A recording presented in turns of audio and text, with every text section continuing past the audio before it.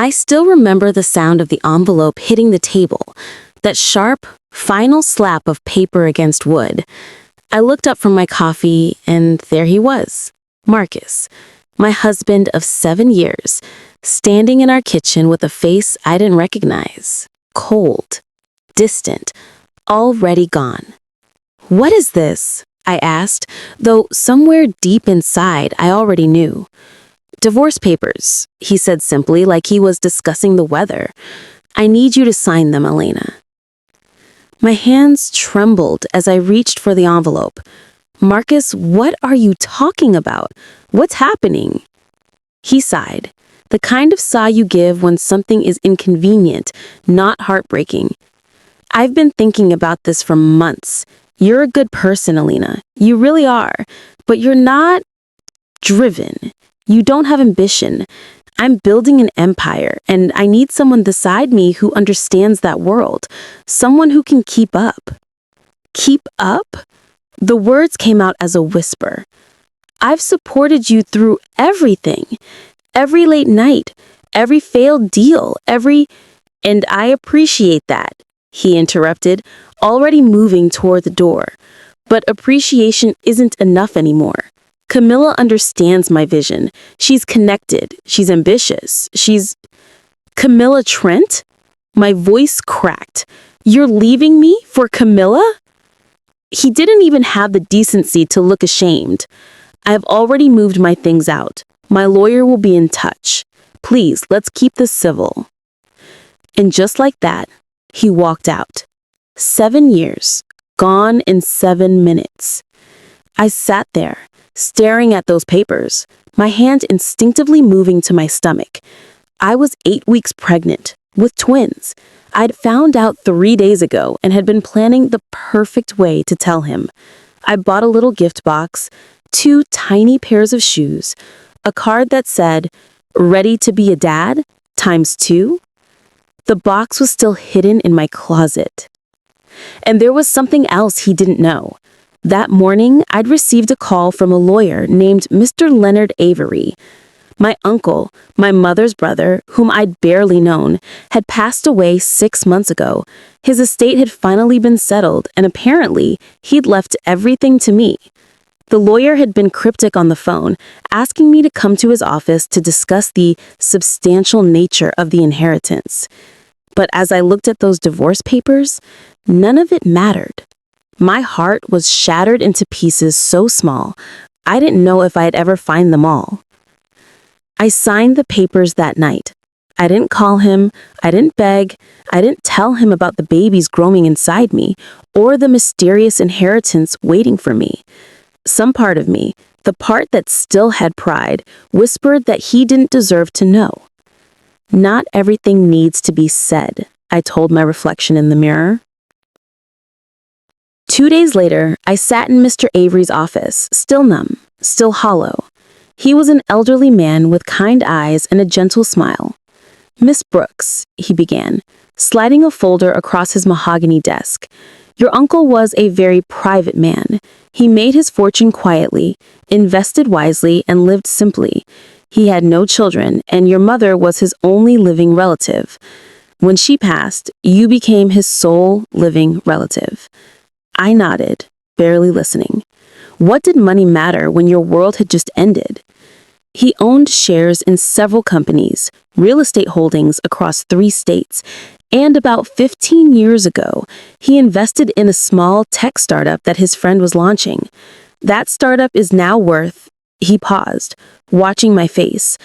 "Miss Brooks, your inheritance is valued at approximately $480 million. The room tilted. "What?" $480 million.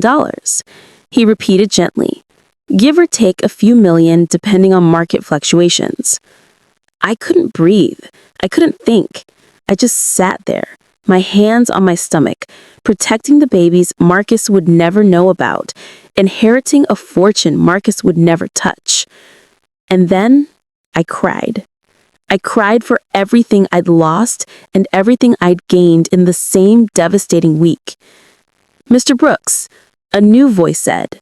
I looked up to see a man in his 40s, impeccably dressed, with sharp eyes and an air of absolute competence. "My name is Victor Hale. I was your uncle's financial strategist. If you'll allow me, I'd like to help you navigate this transition." Over the next few weeks, Victor became my lifeline. He taught me about investments, about wealth management, and about the power I now held. He suggested I change my name for privacy. Elena Hale had a nice ring to it, he said, and it would keep me off Marcus's radar while I figured out my next move. I moved to Silvercrest City, to a beautiful penthouse that overlooked the water. I hired the best doctors, the best lawyers, the best advisors, and slowly, painfully, I began to transform. I cut my hair, I changed my style, I enrolled in business courses, leadership seminars, negotiation workshops. I was pregnant and grieving and furious and terrified, but I was also determined. If Marcus thought I wasn't driven enough, I'd show him what drive really looked like. The twins were born on a rainy Tuesday in March.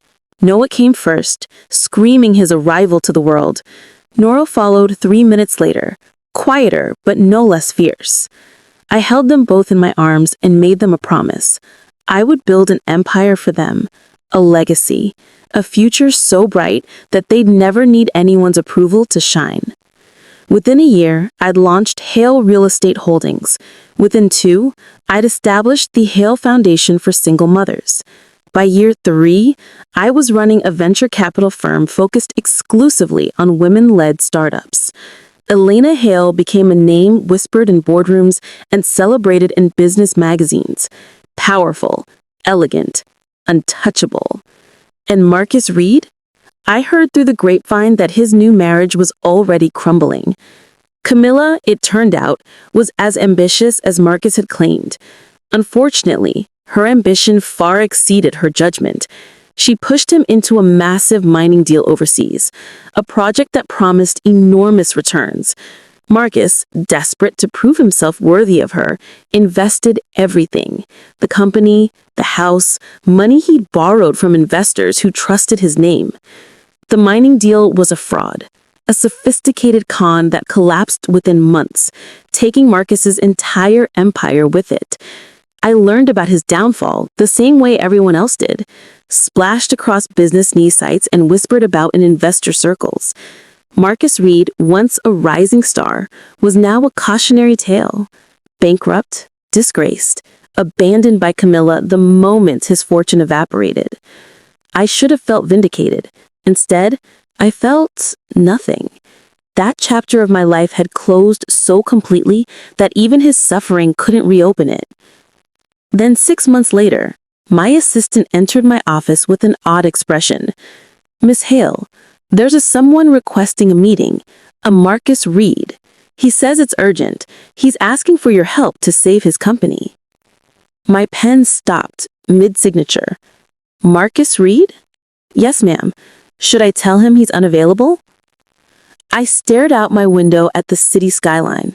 The universe had a twisted sense of humor. "No," I said finally. "Schedule him for the charity gala next week. Send him an invitation." "The gala? Are you sure?" "Yes. Let's see what he has to say." The Hale Foundation Charity Gala was the event of the season. 500 guests, $1 million raised for single mothers trying to rebuild their lives. I wore a midnight blue gown that cost more than Marcus's car used to. My hair swept up, diamonds at my throat. I looked like power personified. And when Marcus walked in, desperate and diminished in a suit that had seen better days, he didn't even recognize me. "Miss Hale," he said, approaching me with trembling hands extended. "Thank you so much for seeing me. I've heard incredible things about your work. I'm Marcus Reed, and I know who you are, Mr. Reed," I said coolly, not taking his hand. He blinked, confused by my coldness, but too desperate to question it. "Right, of course. Miss Hale, I'm going to be direct. I made some terrible business decisions and I've lost almost everything. But I have a plan to rebuild, and with the right investor, I know I can turn things around. Your reputation for saving struggling companies is legendary. I'm asking, no, I'm begging for a chance. I sipped my champagne. Begging, I repeated softly. Tell me, Mr. Reed, what makes you think you deserve a second chance? I don't know if I deserve it, but I'm willing to do whatever it takes. Any terms, any conditions, please. I studied him for a long moment. He looked older, defeated.